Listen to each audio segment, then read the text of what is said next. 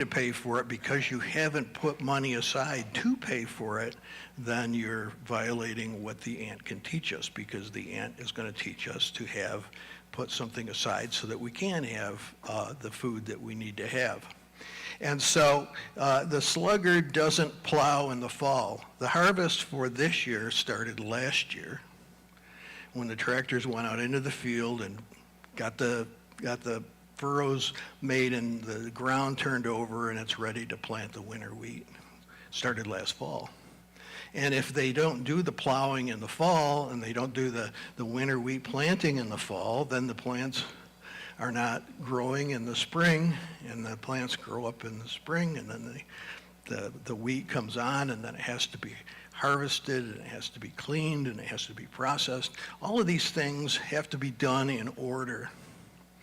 And so the ant in the summer takes care of the things that it needs in the winter. Now understand that, we have very specific dates for spring.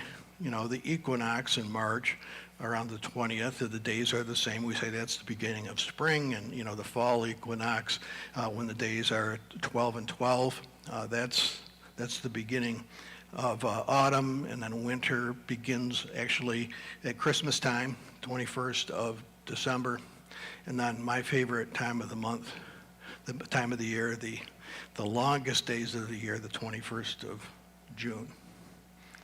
Don't you like it when you get up at 5 and it's light, and when you go to bed at 9:30 and it's still a little bit? I love that.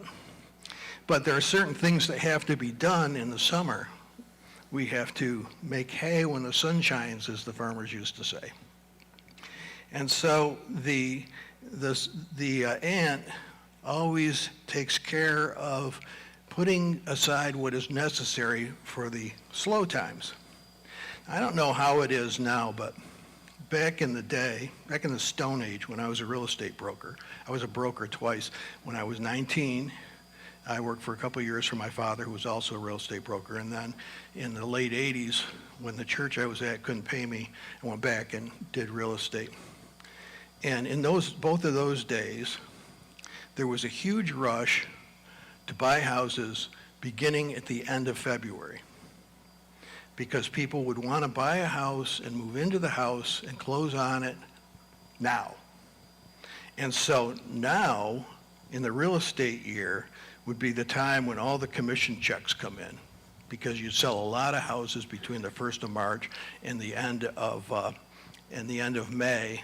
And so the summer comes along, and then you've got all this money because you've been diligent during that period of time, and your checkbook is full and you can buy whatever you want. But the problem is that the market used to, I think it probably still does, drop off after summer begins. People go on vacation, and people don't think about buying a house, and they don't really start thinking about buying a house again until after school starts.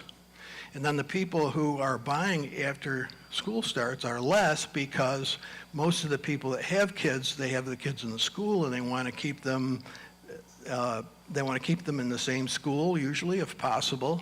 And so there's a little uptick in the fall, which means that they want to get the house closed before Christmas. And so before Christmas, the money would come in. But between Christmas and June, hardly anything. So if you don't save the money, you're going to be in a problem. And that's the way it was in biblical times. If you don't do the work, and if you don't save the increase from the work throughout the year and pace yourself on what you spend, then you're going to be in trouble and you won't be able to eat. Now we have food cupboards and all we have a safety net, so it's not as bad today. But in those days, you had to be sure that you took care of business when it was time to take care of business. And so she puts her food away in the summer. Sometimes people will contact me about their finances, and they've got these big $80,000 trucks and these $1,000 payments, and they can't make ends meet. And I'll say to them, you got to get rid of that truck. You got to drive a cheaper car. You got to buy a used car. And sometimes people listen. Believe it or not, some people have come and have gotten their finances straightened out and are living debt-free. And it makes sense. That's what the ant does. It saves what it needs for the time that things come up. Now, is your car going to break down? It's absolutely going to break down. You have to have the money to fix it. And in order to have the money to fix it, you have to plan. And that's what the ant does. It plans for the future. So, now there's more scriptures on this. I'll give it to you in a minute. These are the ants. Is that what we got? Next slide, please. The ants of Israel. There are 6 different kinds that are mentioned. Fire ants. Yeah, I'll talk more about that in a bit. Israeli builder ants, known for constructing elaborate underground nests. Have you seen online, have you seen these people that have ant colonies in like aquariums? Have you seen some people have pet ants, if you can believe it? I'm trying to kill all the ants in my house. Some people are collecting them, and they can look in and they can see the tunnels that the ants have built, and you can see where the food is stored, and you can see where the babies are going to be born. And so there's a type that goes underground. Maybe you've seen people who go to these underground ant nests and pour molten aluminum into the thing. Of course, it kills all the ants, but they wait for it. After they pour it in, they wait for it to cool off, and then they pull the aluminum out, and they got this piece of art that kind of mean to kill every ant in the place to get a little piece of art, but that's what people do. Underground ants. They have dwarf moor ants, which nest under stones and rotting wood. Jim Martin was over last week, and I've got this rock that is, it's small, but it's really heavy. I don't understand it. It weighs like 4 times what it should weigh from the size of it. And I wanted to surprise him and show him how heavy it was, and I asked him to pick it up, and he picked it up, and there was ants under it. Well, that's the type of ant, the dwarf moor ant. Desert ants, these live in dry areas, and carpenter ants. I don't know why they call them carpenter ants. They do the exact opposite of a carpenter. They go in and they eat the wood up and destroy everything. We have those here as well. So those are 5 different kinds that are in Israel. So it says, next slide please, the ants are not a strong people, but they prepare their food in the summer. Next slide. The wisdom of income.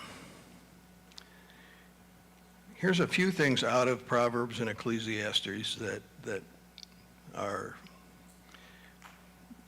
demonstrable about the ants. It talks about a woman. This is a wife who is sharp. She considers a field and buys it. Now, if you want to produce something, you have to have a field to produce it. So that's the start. Well, how do you do that? How do you get that? How do you get the field? How do you purchase a piece of real estate? It's not easy. You know, when my Irish ancestors came over here, they all came over as indentured servants. And so they were able to get cheap labor. You know, people are upset because the government is deporting the cheap labor. Well, the cheap labor in the Irish immigration, they got nothing. They got no welfare benefits whatsoever. They got no welfare at all. They got no health care. They got probably a little hovel to live in, a little shack to live in on the farms, and they were sharecroppers. And so somebody who had property would get these Irish immigrants and work them to death and take half or 2/3 of of the grain and give the sharecropper a percentage. And that's how we got started over here. That's how the Irish got started. And so in order for them to become more prosperous, they had to save, even though they made way less than an ordinary American in those times. They had to save, and they had to look forward to the day where they could actually purchase a piece of property and have their own farm. And so this woman is, in Proverbs, from her earnings, she plants a vineyard. So we see that this woman has earnings, and she has regular earnings, which it doesn't tell us what they were, but from her earnings, she starts a side gig. And she buys a piece of land, and she plants a vineyard. So sometimes you can't live on what you're being paid, but if you have a side gig, that can really help. And so wisdom of income is an ant thing. It says in Ecclesiastes, there's a time appointed for everything. There's a time for every event under heaven, a time to plant, a time to uproot what is planted.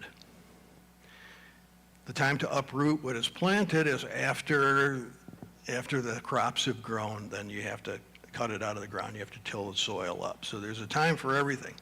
There's a time for work. 6 days you shall work, the seventh day is a Sabbath to the Lord. In America, we don't take the seventh day, but we should. And in America, we don't work the 6 days, and we should. And in America, we don't have one job in the day and another job in the evening. And Proverbs also says, whatever work you do something in the morning, do something else in the evening, because you don't know which one will be prosperous. And so the ant is planning for the future. The ant is planning to eat next fall, and it's not in next winter, and it's not expecting anybody to help it. It is doing it by itself. Next one. He who gathers in the summer is a son who acts wisely, but he who sleeps in the harvest is a son who acts shamefully. You know, have you ever had a garden like I had in the past, where I got it tilled up, I got it planted, and all the stuff grew, and then I let the weeds eat it for me? Have you ever had that problem? That's just, an ant wouldn't do that. It would harvest things, it would weed things up properly.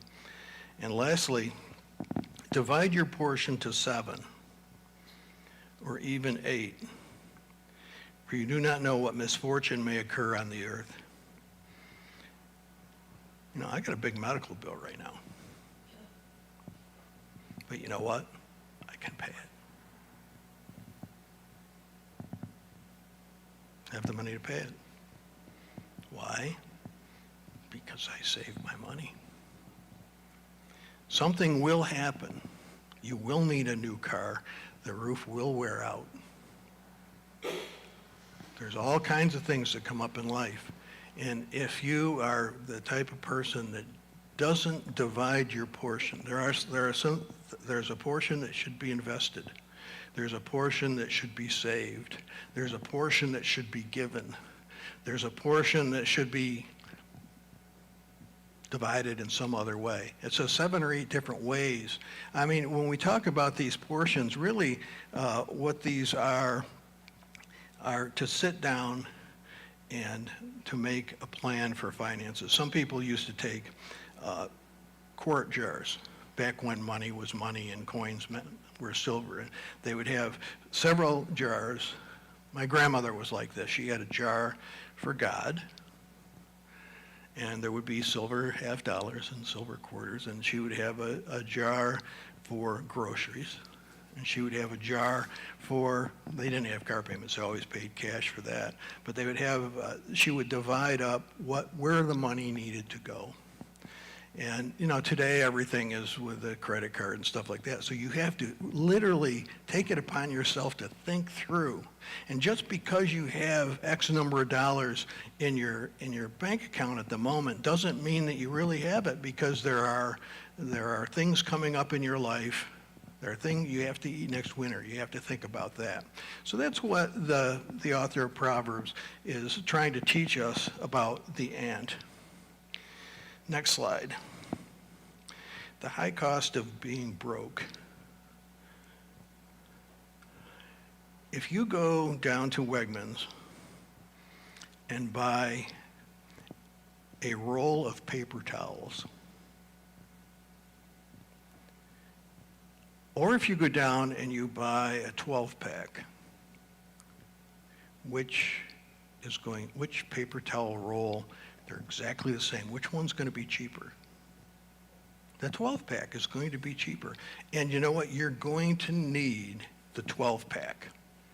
You're just not going to need it right now. But you can't buy the 12-pack maybe because you don't have the money to buy it.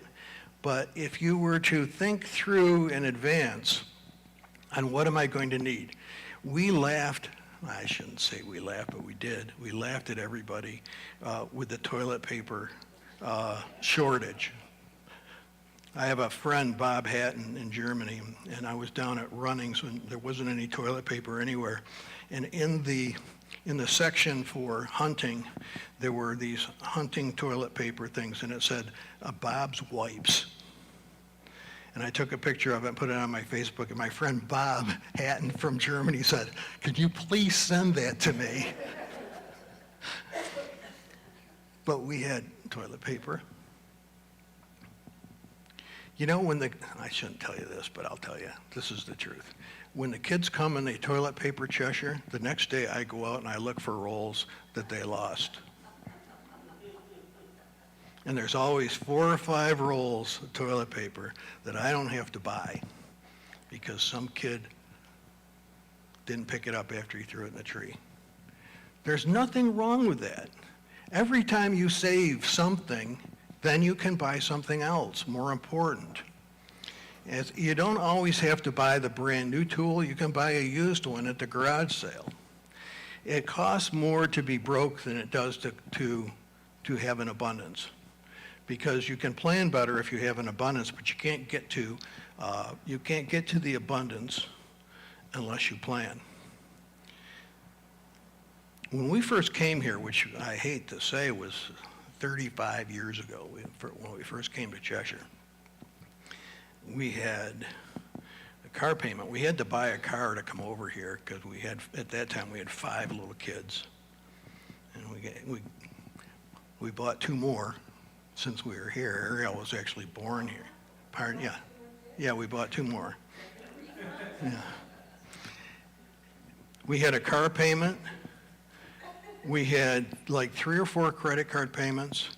We had a bank overdraft payment. And, you know, we were making pretty good money when we first came here. I mean, the financial buying power of what we were paid in those days was way above what we're being paid now because, you know, we haven't gotten the increases. Like everybody else, we haven't gotten the increases over the years. And I said to Sean one day, I said, why don't we have any money? So we sat down and we looked at our finances. We owed $10,000 on the car and we owed $3,000 on this credit card and that. And so we took the smallest one and we stopped buying other stuff. We paid that smallest one off. And then we took the money from the smallest one and we added to the second smallest one. And we knew exactly what we were buying. A guy came in here that was selling Amway. And he said to me, I can sell you anything cheaper than what you're buying it for. And I reached into my desk, I was downstairs, and I pulled out a piece of paper, and everything that we bought was on the piece of paper and how much it cost and where we were buying it, and I handed it to him. And he looked at it and he said, well, maybe it's better, maybe not cheaper, but better. He couldn't match the price on anything with his Amway products. So, as a result, all those 30 years ago, we paid off everything. And we have lived debt-free ever since. But it takes planning, and you can do it too if you want to. But you have to take a look at the ant and figure out how to do it. It's possible to do it, and if you want advice on how to do it, we'll be glad to help you. Next slide, please. The peony. This is a picture of these peonies are just exactly as you see them behind our house on this very day. they're covered with ants. Do you have some too? Used to, but the first time I didn't know that they were always covered in ants, and I thought, okay. You brought all the ants in the house. There's a sweet, sugary coating on those things. People have said that the peony won't open if the ants don't get on it. That's kind of been debunked, but the ant does have a symbiotic relationship with the peony because all the little aphids and things like that get on the peony, the ants eat those.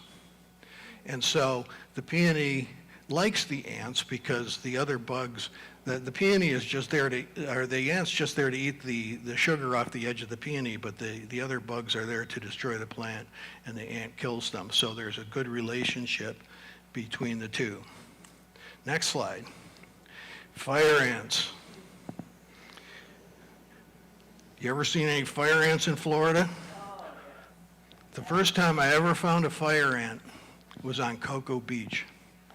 And we were over there, we were kids, and I was in college, and let's go to Cocoa Beach. We've been to every other beach in Florida, so let's go to Cocoa. And we got there, and the first thing I did is step on some sand spurs, and I learned about them. And then I leaned back on the beach, and I put my hand down. And then, now I don't know if this is true. I tried to look it up to see if it was, but it appeared to me that every single ant bit at the same time. Is that the way it is? That's what it seemed like to me. They all got on me, and they waited until they got some sort of signal from one of them, and they all bit at the same time. And fire ants, and it's like a bee sting. If you haven't ever had the wonderful experience of these things, but what can we say is good about this? They take care of one another. They're territorial. And if you mess with them, they stick together. And that would be a good lesson for us as Christians. Next slide. Weaver ants. Now I have a picture of one of these that, this is actually about 8 feet tall. And I have a picture, we went up through some back roads in Uganda, and we went to this church. There was a woman pastor there, and she wanted us to come over to her house afterwards. And she had a house that was completely made out of mud. The floor was mud, the walls were mud, the doors were wooden, but they were built into this mud house. And next to it in the field, there was this huge anthill like this. And I thought, well, here's a woman that really went to the ant to learn something, because she built her house out of the same mud that the ants were building their house out. That's all she had. We say, there's poor people in America. Not like in Africa. I've not seen anybody in America living in a house made out of mud, have you? But over there, she was so proud of it. She said, after I preached in church, can you come and see my home? And she gave me as an honorarium a jackfruit. I don't know if you even know what that is. It's kind of a weird, we don't have them here, I don't think, but you can probably get them online, Riley. It's a big fruit. Here, this is for you for preaching at the church. And I put it in the Land Rover, and we went back. And when I got back, I said, where's my jackfruit? And Vincent said, I thought she gave that to us. I said, no, that's my honorarium. He said, we already cut it up and gave it to the kids. But she was living in a mud house. She used what was available to her.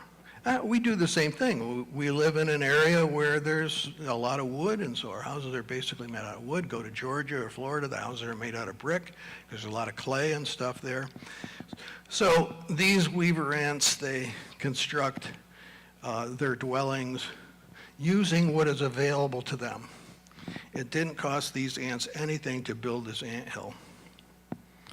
And this type of ant, they build interconnected colonies.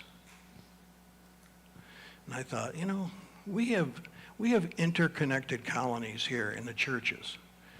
The Canandaigua Clergy Association, we get together monthly, and it's really a joy, because most of the pastors in the Canandaigua area now are actually Bible-believing people, and, we disagree on things, so we talk about some of those things in a nice, respectful way.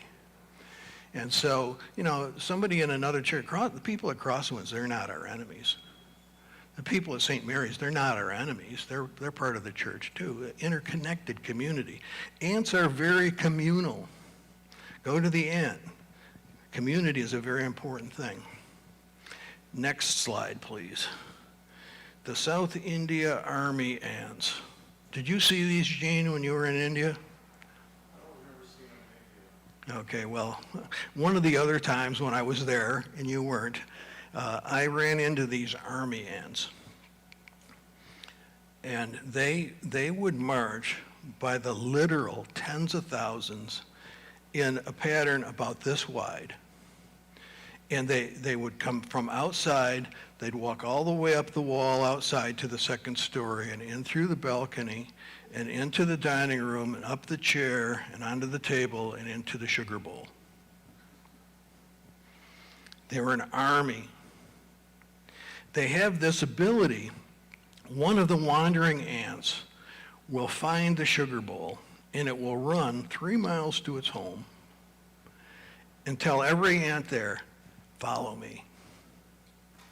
And I shouldn't tell you this, but I had some raid. And I sprayed across the marching. And they would get to the raid and they would stop and they'd all gather in this big thing. They wouldn't cross the bug spray because they couldn't smell the hormone that was leading them back to the sugar. Well, it would be a good thing if everybody would drag somebody to the church to get some spiritual food. It would be good if we would march together based on our need and their need. The colonies stay together and they march together and they take care of one another. Jesus said this, "We must work the works of him who sent me as long as it is day. The night is coming when no one can work." Hey, look at that. I got Jesus in there. Who has something to add or subtract or share or insight?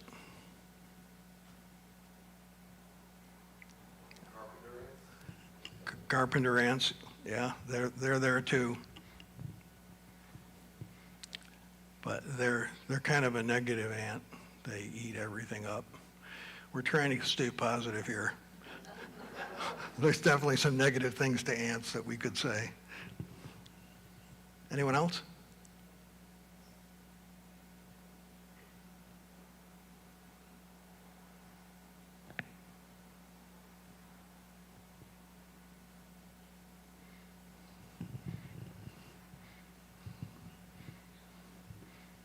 The ants do look out for themselves, but their number one goal is to look out for others. I appreciate the point of when they find food, their instinct isn't to sit there and eat it themselves. They run back and they let everybody else know. Ants and bees and a lot of these insects, they, in the winter, in order to keep warm, since they're all cold-blooded, they actually all hive around the queen. And the majority of them all freeze to death to keep the young, the queen alive for the next year. So they're willing to sacrifice themselves for others. And help others to come. The disciple that is not talked about too much in the New Testament is the disciple Andrew, who is Peter's brother. And Andrew finds Jesus and he goes back and he tells Peter and the others, "We found the Christ." And so even though Peter becomes the great, probably the greatest of the apostles, if it wasn't for Andrew going like an ant to his brother, say, "Come, we found something to eat. We found Jesus." Good point there, Caleb. I appreciate it.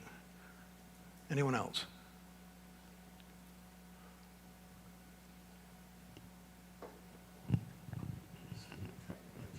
Mosquito? The fire ants in Florida came from Africa, and when there's a flood now in Florida, they will build a raft and save their colony on a raft. I've seen pictures of that online when I was going through this. They're floating together on each other, kind of like what Caleb was saying about the winter.